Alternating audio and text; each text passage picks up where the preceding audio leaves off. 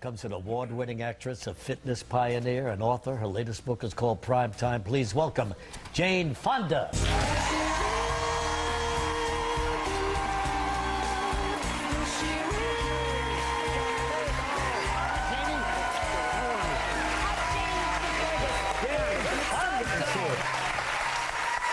Look at you, right here.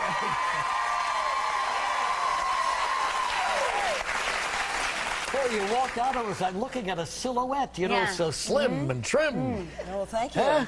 Your partner does pretty well, too, there. Well, I was telling Regis that so it really is true. So much of it all goes back to you. And was that something you were always passionate about? Did you grow up sort of with fitness? No, I would hide in the closet to avoid PE. I hated it. But when, you know, I did ballet, though. And then I started doing the workout when I was in my 40s. Yeah, you did a great job, and you put it on tape and everything, and people helped a lot of people. Well, now comes this book, Jane. Yes. And I'm reading it, and I'm quite moved by it. And I'm looking forward to the last eighth, you know. But it calls for a tremendous change in attitude, and let the little stuff go. Well, that happens automatically. Yeah. I mean, I know this will be hard for Wow, sweet Jenny, to know, but the best is yet to come. Really, huh? It's true. Not just, I mean, I'm happier than I've ever been, but the research that I found shows that most people over 50 feel better, less anxious, less hostile, less negative emotions. And that's all part of it. I mean, that is the major part of your life. We have a long backward perspective. You know, we've been there, we've done that, we survived. It's going to be all right. We don't have to keep going back to see where the tiger's lurking. Yeah. We don't have to be hyper-vigilant. Do you have to start this new concept by looking back and examining your life in the past? I call it a life review. I give in here 11 essential ingredients for aging successfully, and one of them I call a life review. And, you know, it's not just having experiences that help us become wise. It's reflecting on those experiences. And learning from them? And going back, going back and trying to see where you've been in order to know where you want to go. Yeah, okay. And I talk about how to do that. Was there a specific time where you learned to let stuff go? Because I think most people have a hard time letting things go. They hold on, they hold grudges, they build up resentments. I used to. I had depression coming at me from both sides of my family, and I began to notice in my 60s, partly it had to do with 10 years with Ted Turner, what can I say? But, you know, that life got easier. I found I wasn't so stressed. Things just got easier. If I do get stressed, it doesn't stick. Right. And now in my 70s, it's even more so. And it's not at all what I expected, you know. And I'm thinking, why aren't people talking about this? You know, we have this sort of old-fashioned view of age like an arch. You're born, you peak at midlife, and then you decline into decrepitude. Whereas the way to look at it is an ascending staircase. You know, in terms of sense of well-being and happiness and wisdom and spirit and soul, even with knees. You know, I have a fake knee, a fake hip.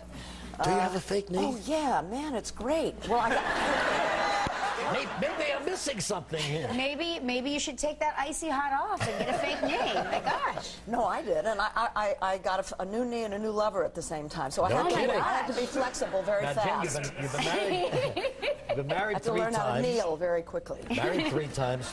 Read about them in the book. Now, would you like to get married? Would you like to get married again? Oh, no. No. No, no. Not necessary. Why, at my age? No. You know, But there are people that might say, why not? Fine. There's no one way to do it. You know, some people, when they enter their third act, they've sort of closed the door on the sexuality and sensuality part. Fine.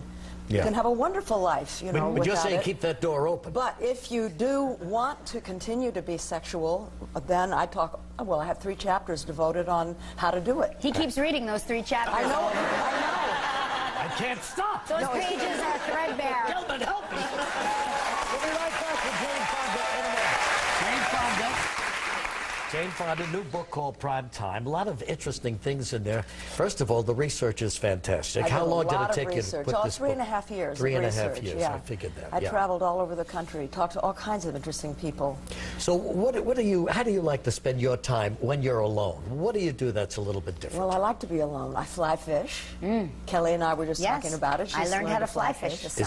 Is that right? Yeah, it's very zen. You know, if you fly fish, you have to be 100% present. And what else do? I meditate, I hike, I ride. Here's what impresses me. You have actually gotten involved in the internet age. Oh, yeah. With the tweeting and the... I have a website, I blog, I Facebook, I Twitter. Yeah? Do you really Twitter? I learn so much from the people that write to me. And see, I can't do that. I can't do that. He's very closed off. He's actually going to write a book which is the opposite of your book. It sort of says, stop everything and go external. Do not go within. No. I'm going to say, instead of prime time, no time left. No. Over. But I'm impressed that you go into Twittering and the whole thing. It's really... But I thought it was difficult to learn. I never really could get a handle on it. It wasn't easy, but I started when I was 71. And I find it very, very useful. I ask people questions. I get answers that really help me. And we ought to check it out. It's a really good website. Well, everybody's encouraging me to do it, but you know, Jane, I'm a little busy. But now, Jane, tell me about... Is there a love in your life right now? Yes. Yes. Yeah. He said, from what I read in the book, a fellow that you knew years ago. Right. That's very common, that you happen to run into someone you knew I knew him 39 years ago. So the basis of your relationship has already been formed, well, more or less. Certainly we were a basis of friendship. Friendship. I mean, I was married. Was there an attraction 39 years ago that you... Not the first time, but 10 years later we danced together at a party in Aspen that my husband didn't want to go to, so I went. And the air conditioning broke. And it was very warm, and everybody began to sort of shed their clothes, and Jimmy Buffett was playing, and we danced all night long, and I went home like a good girl, but I never forgot. And so 2 years ago, when you became available, when he contacted me, I was going in for my knee replacement. I wasn't kidding. I began to date him on crutches.